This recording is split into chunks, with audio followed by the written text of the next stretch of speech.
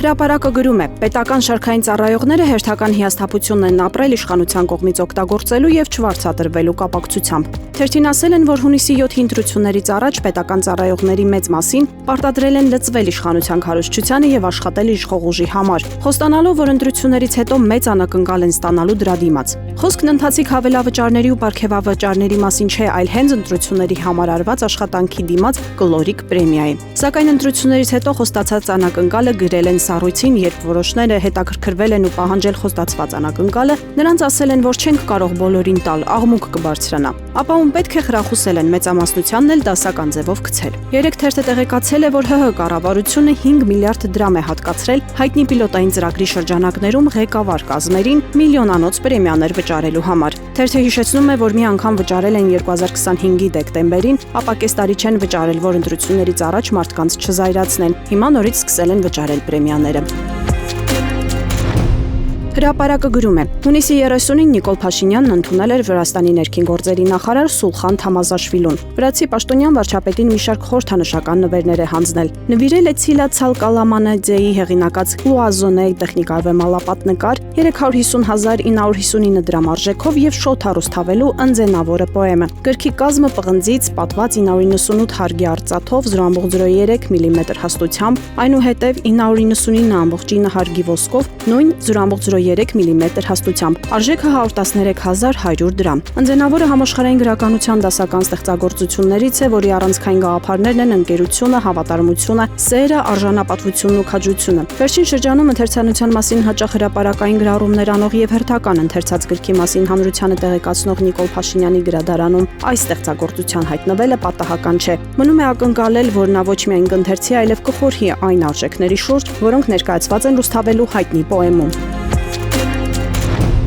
Ժողովուրդ թերթի ուշադրության կենտրոնում Հայաստանի Հանրապետության անվտանգության խորհրդի քարտուղար Արմեն Գրիգորյանն է։ Եթե 2018 թվականին պաշտոնը ստանձնելիս նա հայտարարագրել էր միայն դրամական միջոցներ, վարկ եւ աշխատավարձ, առանց անշարժ գույքի կամ ավտոմեքենայի, ապա հաջորդ տարիներին նրա հայտարարագրում հայտնվեց նախ Lexus Magnishi ավտոմեքենան, 2020 թվականից Արաբկիր վարչական շրջանում գտնվող բնակարանը, իսկ 2023 թվականին Lexus-ը փոխարինվեց 2020 թվականի արտադրության Toyota-ով։ Միաժամանակ տարեստարի աճել են նաեւ նրա եկամուտները։ Եթե 2018 թվականի աշխատանքի վարձատրությունը կազմում էր 14 միլիոն 105 հազար դրամ, ապա 2025 թվականին միայն աշխատավարձը հասել է 31 միլիոն 22 հազար դրամի, իսկ ընդհանուր տարեկան եկամուտը 36 միլիոն 542 հազար դրամի։ Այդ ընթացքում շարունակել է նվազել բնակարանի հիպոթեքային վարկի մայրգումարը, իսկ բանկային հաշիվների մնացորդը 2025 թվականի վերջին հասել է գրեթե 7.8 միլիոն դրամի։ Ընդհանուր տարեկան եկամուտը կազմել է 36 միլիոն 542 հազար 342 դրամ, որից 31 միլիոն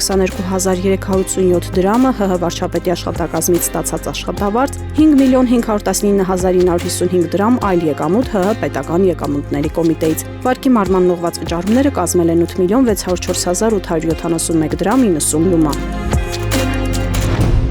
Հրապարակը գրում է. չնայած Դոնթի բանաձևով ազգային ժողովի հանձնաժողովներից մի քանիսի նախագահությունն անցնում են դիմադիրներին, եթե 12 հանձնաժողով ձևավորվի, 3-ի նախագահներին պետք է նշանակի ուժեղ Հայաստանը։ Սակայն ԿՊԱ-կանները նախագահի տեխնացություններ են առաջադրել բոլոր 12-ի համար էլ։ Բայց առաջադրումների պատկերից հասկանալի է, որ պատրաստ են մի քանիսը զիջել ընդդիմադիրներին։ Պապկեն Թունյանը, որն անցած ազգային ժողովում ղեկավարում էր տնտեսական հանձնաժողովը, առաջադրվել է ոչ միայն տնտեսականի նախագահի համար, այլև ֆինանսավարկային ու բյուջետայինի, որը ղեկավարում էր Ծովինար Վարդանյանը, նա էլ է հայտ ներկայացրել։ Սա նշանակում է, որ իշխանությունը հակված է այս երկու հանձնաժողովներից մեկը տալ ընդդիմությանը։ Երկրորդ հանձնվելիք հանձնաժողովը թերևս կլինի տարածաշրջանային եւ եվրասիական ինտեգրման հանձնաժողովը, որտեղ տեխնացություն են առաջադրել Հասմիկ Հակոբյանն ու Տրդատ Սարգսյանը։ Հասմիկ Հակոբյանը նաեւ Մարդու իրավունքների հանձնաժողովի նախագահի համար է առաջադրվել, Տրդատ Սարգսյանը առողջապահության։ Իսկ երրորդ զիջվողը կլինի Մարդու իրավունքների հանձնաժողովը, որը բոլոր ժամանակներում ընդդիմության ներկայացուցիչն է ղեկավարել։